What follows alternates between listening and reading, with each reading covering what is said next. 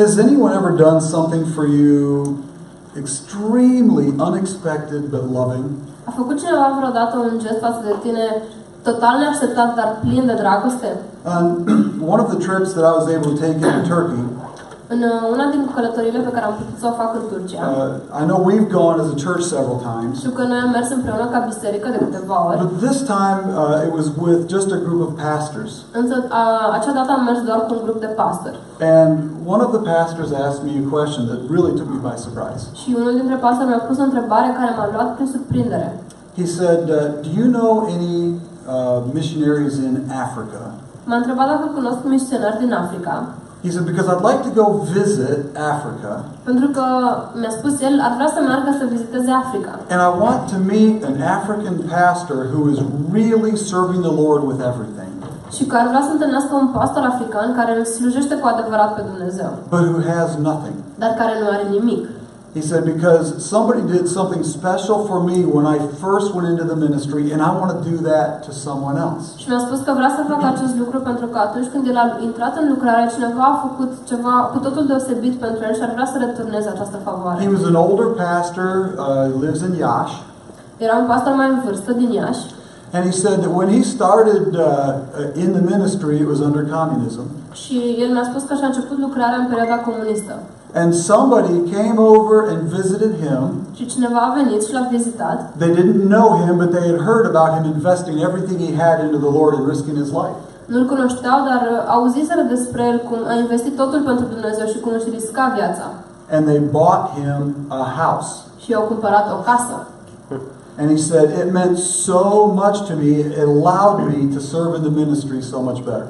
Și mi-a spus că a însemnat atât de mult acest gest pentru el și că mai mult i-a permis să lucreze și să investească mai departe în lucrare. He said, "My whole life in the ministry, I've been trying to put money aside to do the same thing for somebody someday." Și mi-a spus că întreaga lui viață a încercat să pună bani deoparte ca să returneze același gest altcuiva. He said, "I have 30,000 euros." Și mi-a spus că are 30.000 de euro. And he said, "I've been saving my whole life for this event." Și mi-a spus că i-a strâns toată viața pentru acest eveniment. He said, "I want to go to Africa, but I don't want anybody here to know who I am and what I'm doing. Și mi-a spus că vrea să meargă în Africa, dar să nu știe nimeni de aici cine este și ce face. I want to go find a pastor who is young and investing everything but has nothing." Și vreau să găsesc un pastor, a spus, care este tânăr, care investește totul în Dumnezeu, dar care personal nu are nimic. And I want to surprise them and pay for a home so he has everything he needs to minister in that village. Și vreau să-i fac o surpriză și să-i ofer o casă ca să poată lucra cu tot ce are în acel sat.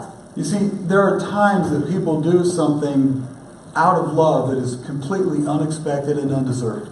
Sunt uneori momente în care oamenii fac lucruri din dragoste, total nemeritate. The point of the book of Hosea is that is our God.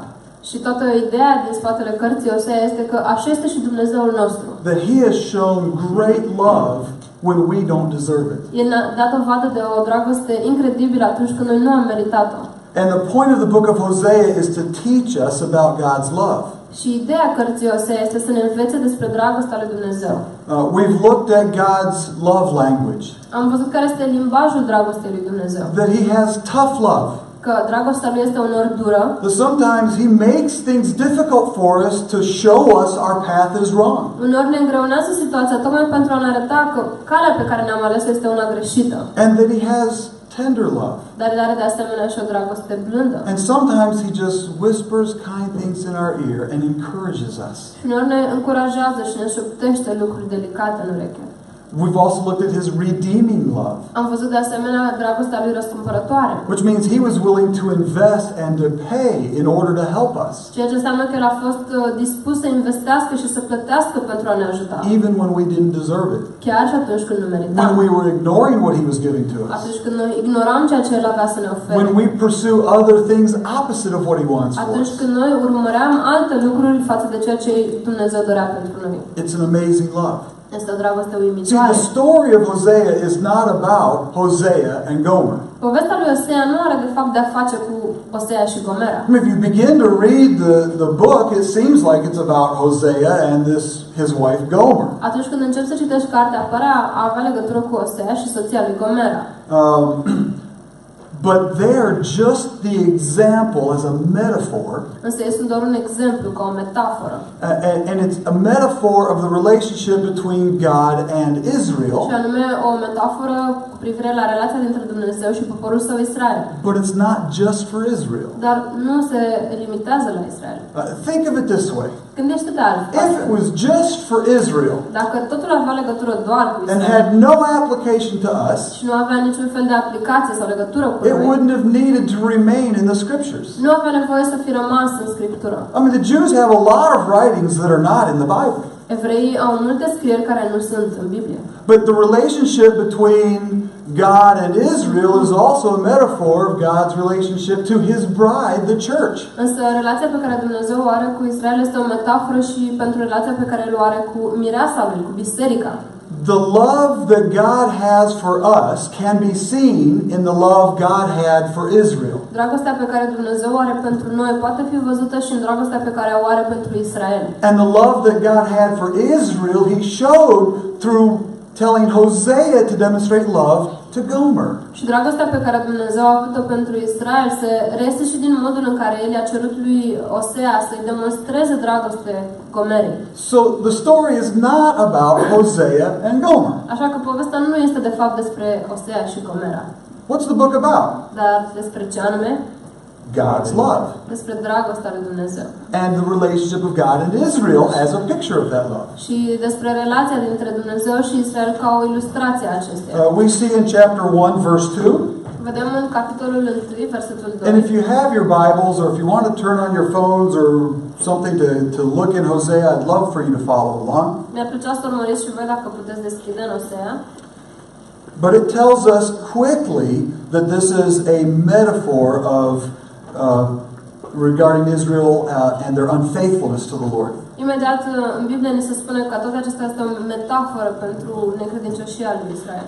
As we read the story, it speaks more and more about Israel and less about Hosea and Gomer. Știind povestea, vedem cum se vorbește tot mai puțin despre Gomera, dar din ce în ce mai mult despre Israel. And every time it mentions Hosea and Gomer, it tells how it relates to Israel. Știi, fiecare când Osea și Gomera sunt menționați, se spune care este de fapt legătura cu Israel. In fact, when we read chapter 2, we almost don't see Hosea and Gomer at all. Citind capitolul 2, vedem că aproape nu sunt menționați deloc. It just talks about the relationship with Israel and God. Este vorba doar despre relația dintre Dumnezeu și Israel. It's not until chapter 3 that their names are brought up again. De-abia în capitolul 3 numele lor sunt din nou menționate. We see that in verses 4 and 5. În versetele 4 și 5 din capitolul 3. Well, it mentions them in the first 3 verses. Sunt menționați în primele 3 versete. And then in 4 and 5, it again tells us the interpretation Iar în versetele 4 și 5 din acest capitol ni se spune din nou interpretarea. on how that applies to Israel. Modul în care toate acestea se aplică pentru Israel. And you say, why are you taking so much time to explain that? We understand it was a metaphor. Poate te întrebi de ce mi ocup atât de mult timp să explic acest lucru, pentru că am înțeles, e o metaforă. But I don't want you to miss the point. Ideea e că nu vreau să ratați scopul, ideea principală. A couple years ago, we studied the life of Gideon at camp.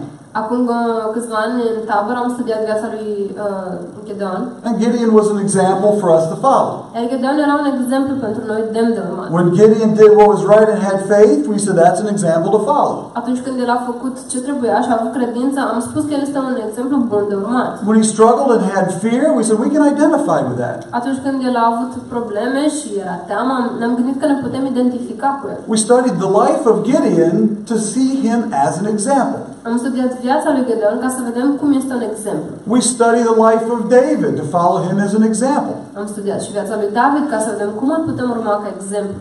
We don't study Hosea's life to follow him as an example. Dar nu prea studiem viața lui Osea ca să-l urmăm ca exemplu. Because that's not the point. Pentru că nu asta e ideea. The point isn't about his life. Ideea nu este cu privire la viața lui. God even had him do something abnormal in order to teach us about God's love, which is abnormal. Dumnezeu l-a pus pe Osea să facă ceva total anormal, tocmai ca să ne învețe despre dragostea lui care este anormală. But it was about Israel. Dar era de fapt despre Israel. But it's there to teach us about God's love and how extreme His love is. Toate acestea ne sunt prezentate ca să învățăm despre dragostea lui Dumnezeu și să vedem cât de extremă este ea. So, in the first 3 chapters, two of those chapters are about Hosea and Gomer. Dintre primele 3 capitole, 2 dintre acestea sunt despre Osea și Gomera. And that just sets up the story. Și asta doar ne introduce în poveste. Now from chapter 4 through 14, we don't hear about them anymore at all. În restul capitolului de la 4 la 14 nu mai auzim nimic despre ei doi. Because the book is not about them. Pentru că nu este despre ei cartea. And I'm really pushing this point because the book pushes this point. Și insist cu această idee pentru că însăși cartea insistă cu această idee. In fact, if you look at the chapter titles throughout the rest of the book, Dacă ar fi să ne uităm la titlurile capitolelor din restul cărții, you're going to see that it's all about Israel. o să vedeți că toate au de-a face cu Israel. And the fact that they keep messing up and God keeps trying to reach to them. Și cu faptul că ei tot dau în bară și Dumnezeu tot încearcă să le ajungă la inimă. It's the demonstration of the cycle that we learned in the first 3 chapters. Este demonstrarea acelui ciclu despre care am învățat în primele 3 capitole. You see, the book of Hosea did not take 70 years to write it. Nu a fost nevoie de 70 de ani pentru a scrie cartea Osea. When Hosea sat down to write the book, Atunci când Osea s-a așezat să scrie cartea, it was not written when God said, Hosea, go marry a prostitute. el nu a făcut acest lucru în momentul în care Dumnezeu i-a și spus, du-te și căsătorește-te cu o prostituată. Oh, I'm going to write that in my book. S-a gândit să noteze la 12 And then years later, when he's had the kids, he didn't write the next few verses in the book. Și după câțiva ani, când i s-au născut copii, nu s-a așezat atunci să mai scrie câteva versete. When did Hosea write about the relationship and how he met Gomer? Când a scris Osea despre relația și întâlnirea pe care a avut-o cu Gomera? After it had all happened already. După ce toate acestea se întâmplaseră deja. After he had married her. După ce s-a căsătorit cu ea. After they had a child together. După ce au avut un copil împreună. After she had 2 more children that were not his. După ce ea a mai născut 2 copii care nu erau ai lui. After she left and pursued other lovers. După ce ea a plecat, l-a părăsit și a urmat alți amanți. After she got herself into trouble and became a slave. După ce ea a dat de necazuri și a devenit sclavă. After Hosea had tried to bring her back to himself. După ce Osea a încercat să o aducă înapoi la sine. After he raised up all the money he could, the silver and the grain.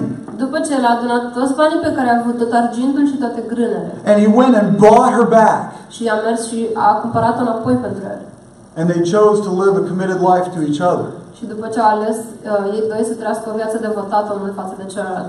After all that happened, he wrote the book. El a scris cartea după ce s-au întâmplat toate acestea. Why? De ce? Because he knew God had him do it for a purpose. Pentru că el știa că Dumnezeu l-a pus să facă toate aceste lucruri cu un scop. And the purpose was to teach about God's love. Iar scopul a fost să-l învețe despre dragostea lui Dumnezeu. But why? Dar de ce? So the people would respond to God's love. Pentru ca oamenii să răspundă iubirii lui Dumnezeu.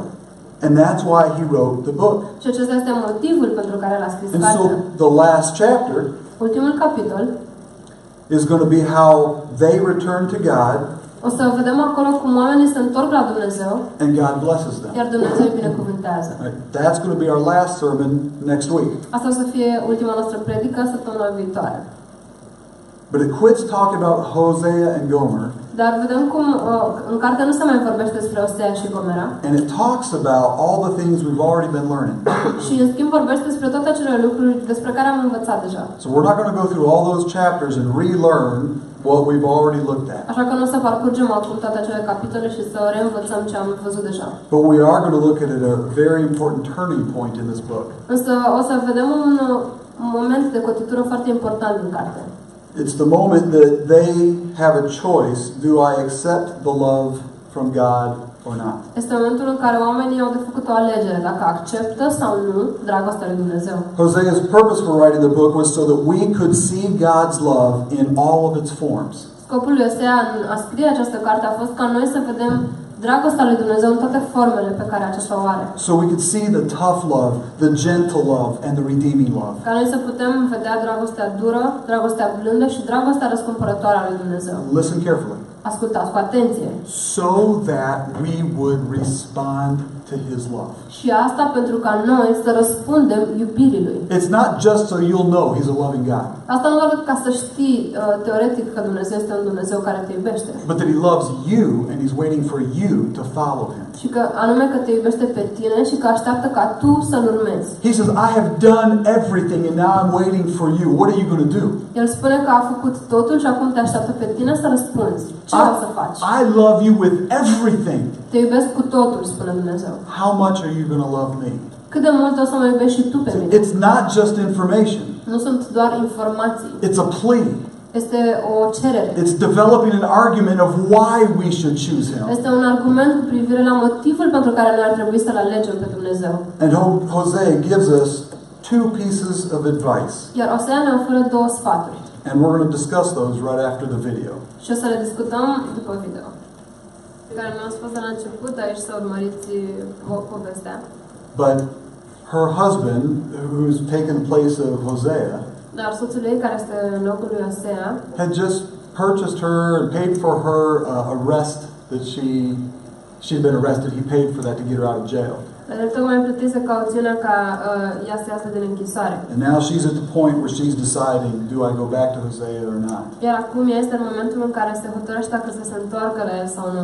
I want you to look in the book of Hosea chapter 6 Vreau să ne uităm la capitolul 6 din Osea, and verses 1 and 2. în versetele 1 și 2. Go ahead and read those verses. It's on the wall.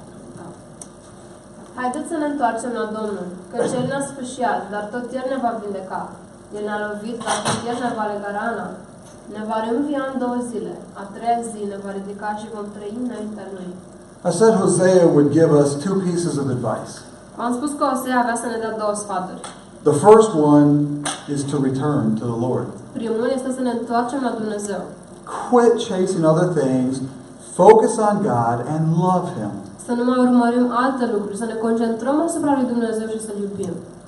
Some of you are afraid to make that choice. Unul dintre voi le este teamă să facă această alegere. But if I do that, what about all these other things I enjoy? Will I lose them? Cum rămâne cu toate lucrurile de care eu mă bucur, o să le pierd dacă iau această alegere? It's hard for me to let go of control. Mi-este greu să renunț la control. And God is saying, I'm here to help you. Dar Dumnezeu spune, sunt aici ca să te ajut. And I love you. Și te iubesc. And I want what's best for you. Și vreau tot ce este mai bun pentru tine. But you have to trust me. Dar trebuie să ai încredere în mine. And you have to put me first. Și trebuie să mă pui pe mine pe locul întâi. He doesn't share first place with anybody El nu else. parte cu nimeni altcineva acest loc. And He says, return to the Lord. Și Osea ne spune să ne întoarcem la Dumnezeu. You'll notice the plurality in that verse. Observați cum este folosit la plural aici în acest verset. Hosea didn't say, you need to turn to the Lord. Osea nu a spus, tu trebuie să te întorci la Dumnezeu. He said, let us return to the Lord. A spus să ne întoarcem la Dumnezeu. I mean, Hosea is part of the story. Osea este parte a poveștii. But he feels distance from God. Dar până și el se simte distanțat de Dumnezeu. And he looks at those around him and says, come on, let's do this together. Și privește la cei din jurul lui și spune, haideți să facem acest lucru împreună. That shows me in his heart, he wanted it.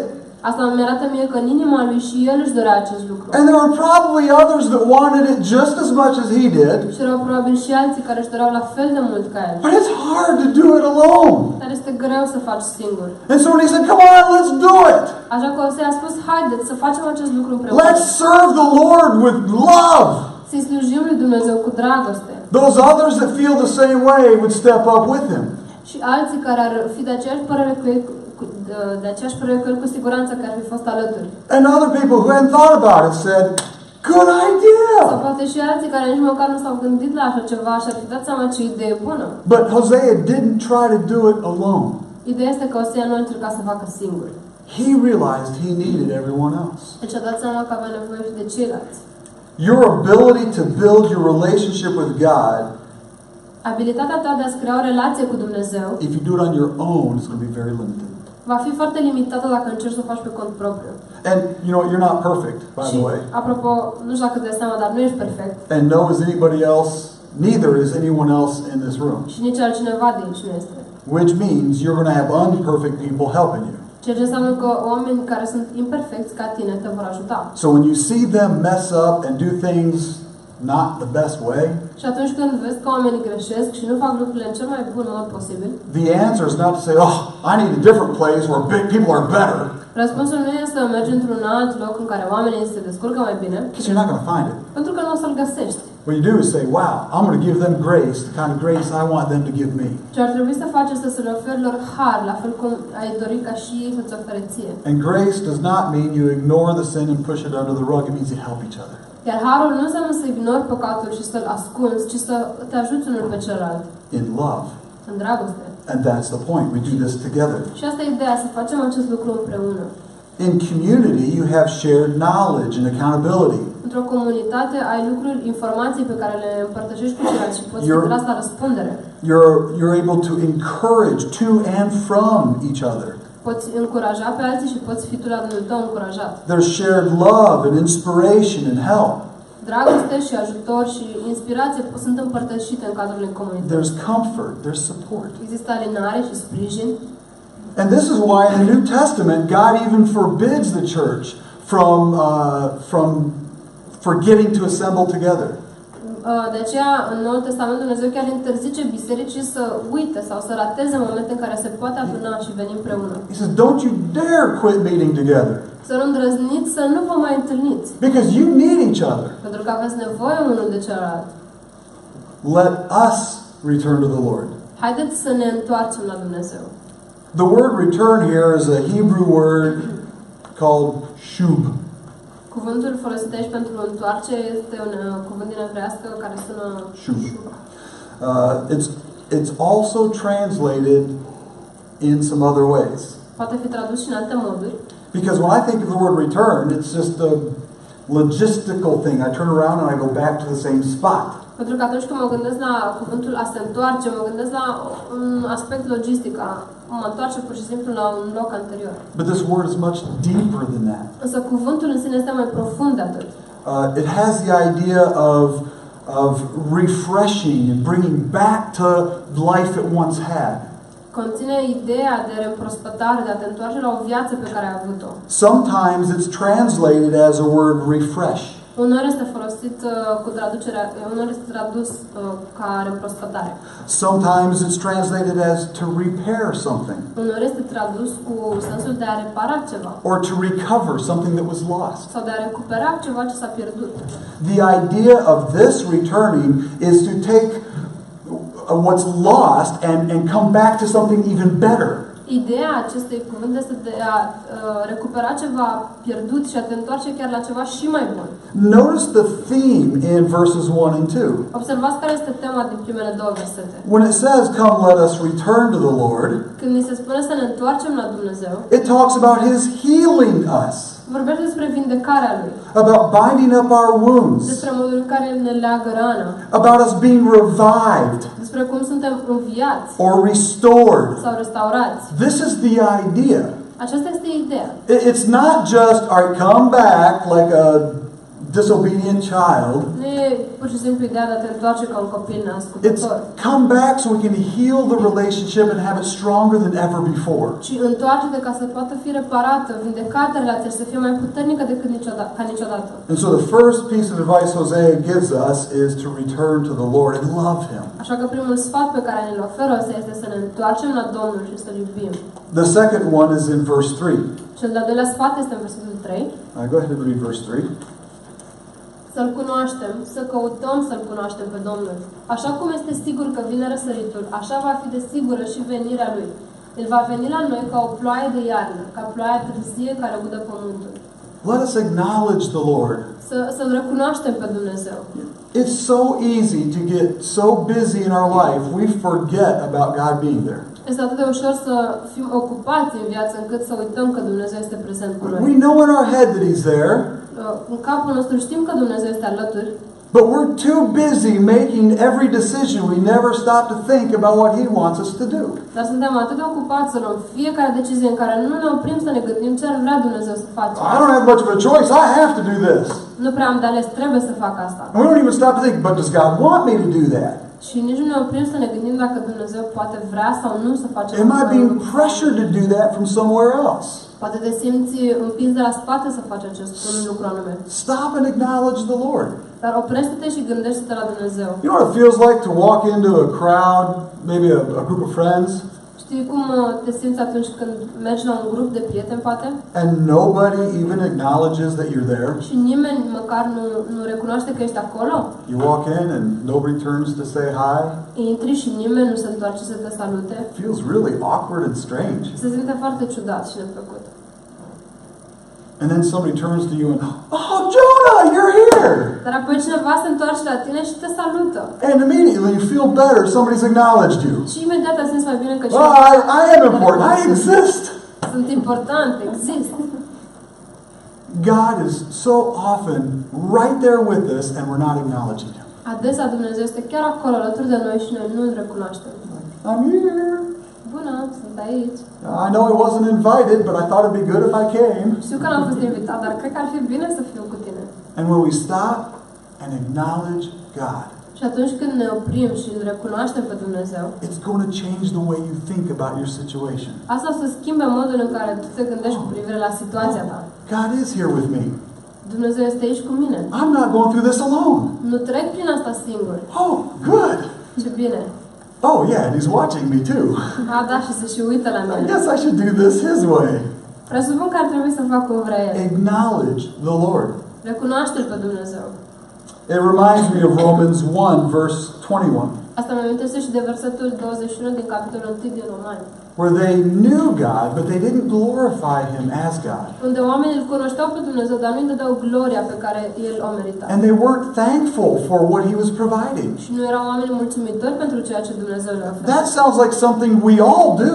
Și pare a fi un lucru pe care noi toți îl facem. But that's the beginning of a chapter where people go worse and worse and worse and deeper into their sin. Însă asta este începutul unui capitol în care oamenii, în care situația merge din ce în ce mai rea, iar ei se adâncesc tot mai mult în păcat. That chapter wouldn't exist if the people had acknowledged God. Acel capitol nu ar fi existat dacă oamenii l-ar fi recunoscut pe Dumnezeu. If you don't want that chapter to exist in your story, acknowledge God. Și dacă nu vrei ca acest capitol să existe în viața ta, în povestea ta, atunci recunoaște-L pe Dumnezeu. But instead of worshiping God and acknowledging Him as God, they chose to worship the Baals. Însă oamenii, în schimb, să recunoască pe Dumnezeu și să îi se închină lui ca Dumnezeu, ei au ales să meargă către Baal. Baal was not one God, but many. Baal nu însemna un singur Dumnezeu, ci mulți. It was any God you wanted Him to be. Baal însemna orice Dumnezeu ce voiai tu să fie. If you wanted another God over a certain thing, you just invent another God over that thing. Și dacă îți doreai un Dumnezeu care să fie responsabil de un anumit lucru, pur și simplu inventai tu unul. And you know how you were supposed to worship that God? Și știi cum trebuia să te închini acelui zeu? Any way you wanted to. Oricum voiai tu. You decide what that God wants as worship. Tu ești cel care hotăra ce își dorea acel zeu ca închinare. I mean, imagine how fun a religion would be if you get to write it and you choose how to do it. Imaginează cât de distractiv ar fi o religie dacă tu poți să o scrii și să hotărăști ce și cum să faci. Yet in many ways, that's exactly what we're doing. Și totuși, în multe feluri, exact același lucru facem și noi. We're not trying to find out how God wants us to love Him. We're trying to find out how I want to love Him. Noi nu încercăm să ne dăm seama cum Dumnezeu vrea să fie iubit și vrem să ne dăm seama cum vrem noi să-L iubim. We want control of our religion. Vrem noi să ne controlăm religia. God says, I don't care about religion. I want you to love me. Dar Dumnezeu spune că nu-i pasă de religie, ci vrea doar să-L iubești. This is going to become so clear in a moment. Toate acestea vor fi foarte clare imediat. That to God it's not about religion, it's about relationship. Și anume că pentru Dumnezeu importantă nu este religia, ci relația. And this, when I was studying this week, this really jumped out in the scriptures at me. Și pentru mine asta mi-a fost foarte evident atunci când am studiat Scriptura. Because God is not asking you to perfectly walk a religion. Pentru că Dumnezeu nu-ți cere să urmezi perfect o religie. He's not asking you to make the decision to be perfect and sinless. El nu-ți cere să iei decizia de a fi perfect și fără păcat. He's asking you to love Him and pursue Him. Ci îți cere să-L iubești pe El și să-L urmezi pe El. And every one of us are going to be at different levels of that love pursuit. Și fiecare dintre noi o să fie la un nivel diferit în această urmare a lui Dumnezeu. And God is not happier with somebody who's achieved a closer relationship. Iar Dumnezeu nu este mai fericit cu cineva care a ajuns să aibă o relație mai apropiată. He'll use them more. O să-i folosească mai mult pe because they're oameni. more prepared to be used. Pentru că sunt mai pregătiți să fie folosiți. But it doesn't make him any happier than someone else who's pursuing him even harder. Însă Dumnezeu nu o să fie mai fericit cu acești oameni decât cu alții care se chinuie și mai mult poate să-L urmărească. Even if they're starting at maybe a further distance. Chiar dacă acești oameni încep poate undeva mai departe. Notice what it says down in verse 6. Fiți atenți ce spune în versetul 6. For I desire mercy, not sacrifice. Căci eu doresc milă, nu jertfă. Think about that. Gândiți-vă la acest lucru. This is when they were under the law. Astea se întâmplau când oamenii erau sub lege. The sacrifices were mandatory by the command of God. Jertfele erau obligatorii prin porunca lui Dumnezeu. And what he says is, what's even more important to me than following the religion I gave you Însă Dumnezeu spune că ce este și mai important pentru el decât religia pe care le-a dat-o is this mercy. este mila. That's pretty serious. E destul de serios. Because he says, if you're pursuing me, the law is going to fix itself. Pentru că Dumnezeu spune că dacă îl urmezi pe legea o să se rezolve singură. You see, it doesn't mean you can just do whatever you want and God's commands are not important. Asta nu înseamnă că poți să faci ce vrei și poruncile lui Dumnezeu nu sunt importante. But if your choice is to follow God and love God, you'll want to do what he commands. Dar dacă tu alegi și dorești să-L urmezi pe Dumnezeu, atunci o să-ți dorești și să faci ceea ce Dumnezeu îți spune. It's not about doing what he commands so he'll love you. Și nu trebuie să faci ceea ce Dumnezeu poruncește pentru ca El să te iubească.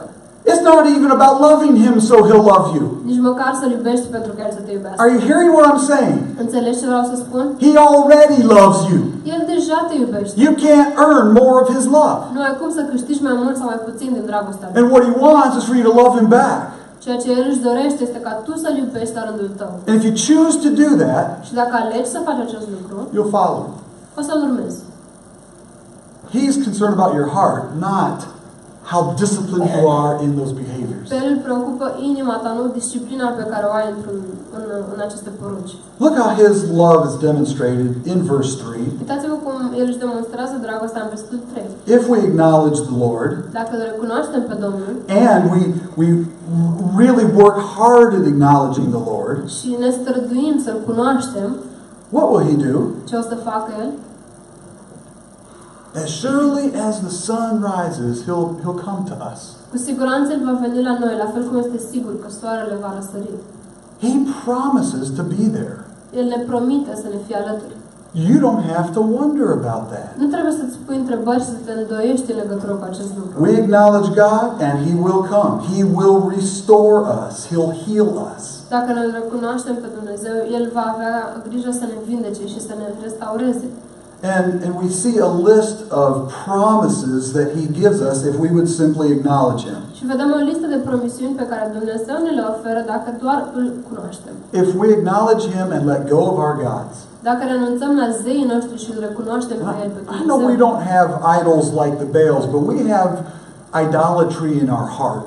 Știu că astăzi noi nu mai avem idoli cum erau Baalii, pe atunci însă idolatria există în inima noastră. It might be our job or relationships. Poate este vorba de locul de muncă sau o relație It anume. could be our entertainment.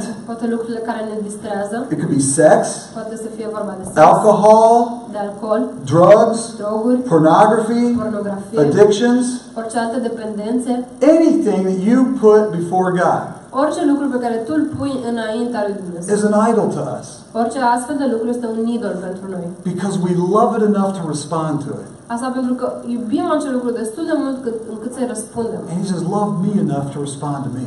Dar Dumnezeu ne spune să-L iubim pe El destul de mult încât să-i răspundem Lui. And if we do that, he will come to us and restore us. Și dacă facem acest lucru, Dumnezeu o să vină alături de noi să ne vindece. I want to end by looking at verse 4. Vreau să închei privind în versetul 4. Go ahead and read that verse. Ce să fac cu tine, Efraime? Ce să fac cu tine, Iudo?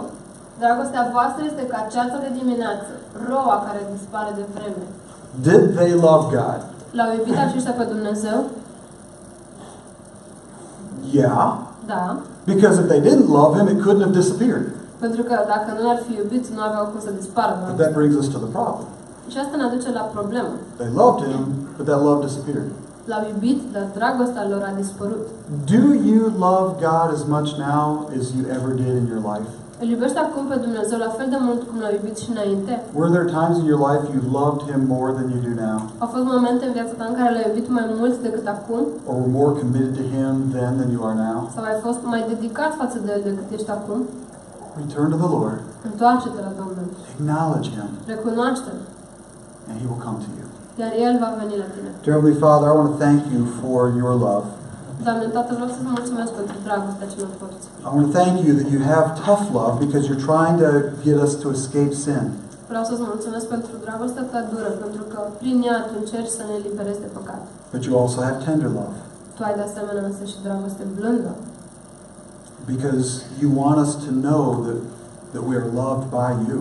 și asta pentru că tu vrei ca noi să știm că tu ne iubești. But your love is not just emotional. Dragostea ta însă nu este doar una emotivă, It is a redeeming love ci este o dragoste răscumpărătoare. because you have invested into us with a price beyond value. Și asta pentru că tu ai investit în noi cu un preț dincolo de orice valoare pe care noi o putem cunoaște. But you've done it so that we can respond to you. Dar ai făcut acest lucru pentru ca noi să-ți putem răspunde. You've done it to make it easy for us to choose you, Ai făcut asta pentru ca nouă să ne fie ușor să te alegem pe tine, even though we don't deserve it. chiar dacă nu merităm. Well, heads are bowed and eyes are closed. I just want you to stay in an attitude of prayer for a moment. Vreau să rămâneți cu ochii închiși, capetele plecate, într-o atitudine de rugăciune. The price that Jesus paid was His life. Prețul pe care Isus a plătit a fost viața sa. He died on the cross, El a murit pe cruce and He paid for sin. și a plătit prețul păcatului.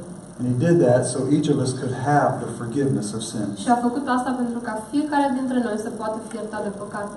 And He did that when we did not deserve that kind of love. Și a făcut acest lucru atunci când noi nu meritam acest gen de dragoste. And the Bible calls accepting His love to be born again. Iar această acceptare a iubirii lui Dumnezeu, Biblia o numește o a doua naștere, naștere din nou. It's that moment in our life when we recognize our sinfulness and how God hates that. Este momentul acela din viața noastră în care noi ne recunoaștem firea păcătoasă și cât de mult o urăște Dumnezeu. And yet to realize God loves us anyway. Și totuși momentul în care de asemenea ne dăm seama că Dumnezeu încă ne iubește. And to believe that He did die on the cross to pay for sins. Și credem că El a murit pe cruce pentru a ne plăti nouă păcatele. And He said that if we would repent of our sins to Him, Iar Dumnezeu a spus că dacă ne vom pocăi de păcatele pe care le avem înaintea Lui, that simply means we admit to Him what He already knows. ceea ce înseamnă doar să recunoaștem în fața de Dumnezeu ceea ce El știe oricum. That means we go to Him and we say, I admit that I'm a sinner. Să mergem la El și să spunem, Doamne, recunosc că sunt un păcătos. And I agree with you that it's wrong. Și sunt de acord cu Tine, este greșit. And I ask you to forgive me. Și îți cer, Doamne, să mă ierți. And God says that He does forgive when we ask. Iar Dumnezeu ne spune că ne iartă atunci când îi cerem iertare. And it says that asking Him to do that needs faith. Și ne se spune că este nevoie de credință pentru a face acest lucru. That means when we ask Him to forgive us, we believe that He did. Asta înseamnă că atunci când îi cerem iertare și credem că El ne iartă. Because He said He would. Pentru că așa a spus. Some of you need to make that decision to be born again. Unii dintre voi trebuie să luați această decizie de a fi născuți din nou. In your heart, you need to pray this prayer to Him. În inima voastră trebuie să-i cereți iertare lui Dumnezeu. Dear God, Doamne, I admit that I'm a sinner, recunosc că sunt un păcătos. but I believe that You died on the cross and paid for sin. Dar cred că Tu ai murit pe cruce pentru a plăti păcatul. And I believe You rose from the dead, Și cred că ai înviat din morți. proving Your power over sin and death. Dovedindu-ți puterea asupra morții și a păcatului. And so I ask You to forgive me of my sin. Sorry. Așa că cer să mergi păcatul.